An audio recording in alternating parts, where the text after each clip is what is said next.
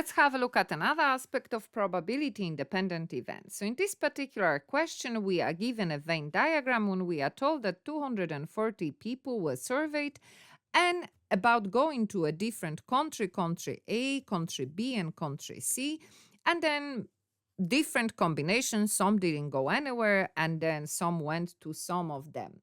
Okay.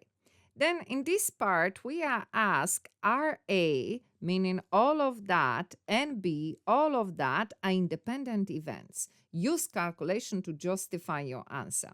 So when it comes to independent events, we have a formula that we take probability of one event and we multiply that by probability of the second event, and that should be the same as a probability of a common part of those events. So that's the formula for independent events. So in this case, probability of A. So all of that is A, and probability here, very simple. Our event on top of the fraction, all events at the bottom of the fraction. In our case, probability of A. So each of these people that went to country A is on top of the fraction here.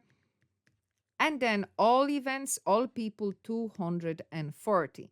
Multiply by the probability of event B, and the same, all of these people that are in B, so 18 and 6 and 56 and 16, and again divided by all people, 240. And that should give me the same value as the common part between A and B. And what is the common part? 18 and 6 only, isn't it? And as well, we are dividing that over 240. Simple enough. We put all of that in the calculator. We press equal.